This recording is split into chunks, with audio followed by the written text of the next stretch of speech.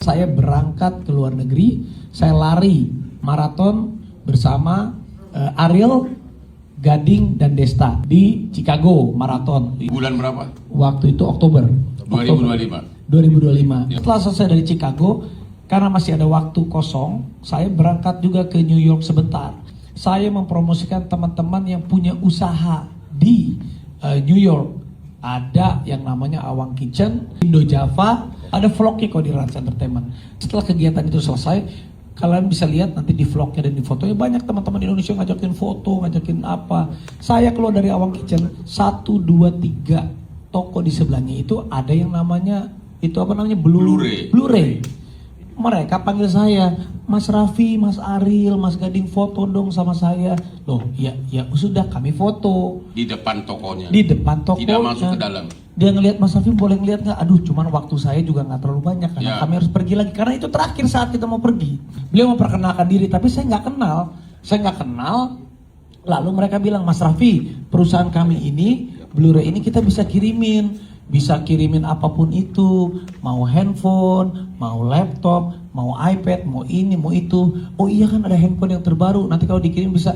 Ya nggak mungkin dong, saya bilang. Oh enggak, saya nggak mau kirim lewat kamu, kan nggak mungkin, saya bilang. Jadi itu dalam kira rame-rame gitu kan? Lagi rame-rame, saya bilang, oh iya. Oke, nanti kalau ada handphone yang baru itu, ya udah nanti saya kirim ya. Hanya sebatas itu. Intinya saya basa-basi.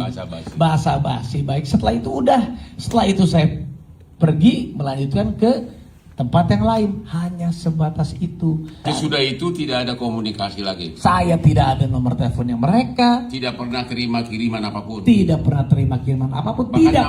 Namanya pun nggak ingat ya. Namanya pun kayak gitu. Memesan pun Enggak. Maksudnya memesan pun secara transaksional pun enggak. Hanya sebatas basa-basi. Inilah nih, ujuk-ujuk dia panggil saya, itu mobilnya kan pas saya mau masuk mobil. Nah, ibu yang satu ini sama ibu yang satu ini lupa namanya. Nah, sama koko ini saya juga baru kenal. Tiba-tiba ngajakin foto. Gak waktu si cewek Blu-ray itu nawarin, mau nggak kita kirimin iPhone baru? Reaksi kamu apa? Tidak mau. Dia bilang tadi aja mau kirim gratis. Ada buktinya nanti. Ada salah satu saksi. Nanti ada chat dia.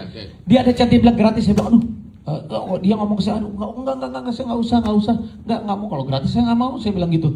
Nanti aja, dia memang kalau pesan, iya udah, nanti kalau ada yang itu pesan, oke, saya hanya sebatas gitu aja loh bang. Dan selanjutnya tidak ada pemesan. Mereka pun tidak pernah kirim gratisan. Tidak pernah kirim gratisan. Pembicaraan sudah hilang, begitu selesai pulang udah selesai. Tidak ada komunikasi lagi. Vina ini kerja di salah satu toko kue bakery terbaik di dunia, namanya apa? Dan dia alhamdulillah bisa kerja di New York di toko itu. Lalu Vina karena kontrak kerjanya habis dan lain-lain, dia harus pulang. Nah alhamdulillahnya juga ternyata Vina itu, kamu tinggal di mana? Aku sewa di tempatnya Cilili. Cilili itu ternyata yang Orang Blu-ray. Bukan yang punya, dia cuman nyalurin sewa-sewa. yang ada foto sama aku itu. Iya. Nah salah satu itu yang 2 orang itu ada yang namanya Cilili. Sesudah heboh, dalam minggu ini dia chat kamu. Bilang apa dia? Itu kayak kasihan Raffi. Terus kan awalnya aku nggak tahu kenapa Ci gitu. Dia yang foto di depan Blu-ray itu jadi kasus. Padahal dia itu nggak masuk, cuman foto aja di depannya. Terus yang soal iPhone ada nggak bukan? Padahal dia ditawarin gratis nggak mau. Itu artinya kirim juga enggak, beli juga enggak, ditawarin gratis juga nggak mau. Jadi mungkin tiba-tiba beberapa waktu kemudian di tahun 2026 OTT lah Blu-ray ini di mana, daerah mana? Di Lampung. Dan mungkin ada chattingan antara orang-orang intern mereka di sini dengan biro jasa untuk meyakinkan biro jasa yang mengurus import. Nanti ada loh pesanan dari Raffi di sana katanya. Itu pun orang yang di Indonesia namanya Johannes. Itulah yang bikin heboh. Dia ngomong karena chattingnya dia mungkin dibongkar sama penyidik. Itulah ditanyakan di persidangan dan ditanyakan apa adanya. Memang saya chatting begitu di Indonesia. Tapi dia kenal Raffi juga enggak, hubungan juga enggak. Kenal. Habis itu kemarin udah dicabut lagi, nggak ada. Jadi intinya, pertama dia tidak pernah pesan. Ini hanya basa-basi selebriti ketemu fansnya. Jadi Gading mau bersaksi. Dia ada Gading Martin. Oh, Igu Gading. Nih Gading, lu kan ada di situ, Ding. Nah, Tuh. Bener kan Ding? Coba gimana Ding?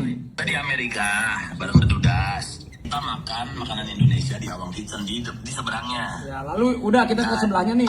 Oke, terus? Begitu kita ke sebelahnya Indojaya, ada orang-orang dari sebelah memang minta foto.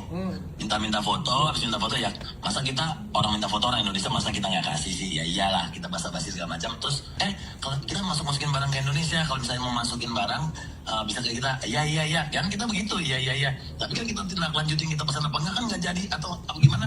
Kenapa jadi rame gitu loh? Raffi tidak pernah memesan iPhone maupun laptop dari Blu-ray. Itu tidak pernah pesan. Kedua, Raffi kenal aja enggak siapa itu Blu-ray. Ya, hanya kebetulan berkunjung ke restoran Awang Kitchen di Amerika, di sampingnya ada Blu-ray. Ketiga, sudah ada pengakuan dari orang Blu-ray di Amerika yang mengatakan, kasihan Raffi kenapa difitnah, aku kan cuma nawarin gratis. Itu pun nggak jadi. Gak mau sayanya juga. Oh, nggak mau juga. Saya juga nggak mau. Dan juga nggak ada komunikasi sesudah itu. Nggak ada komunikasi lagi. Jadi benar-benar satu handphone pun tidak pernah pesan, minta juga enggak, dikirim juga enggak. Total nol.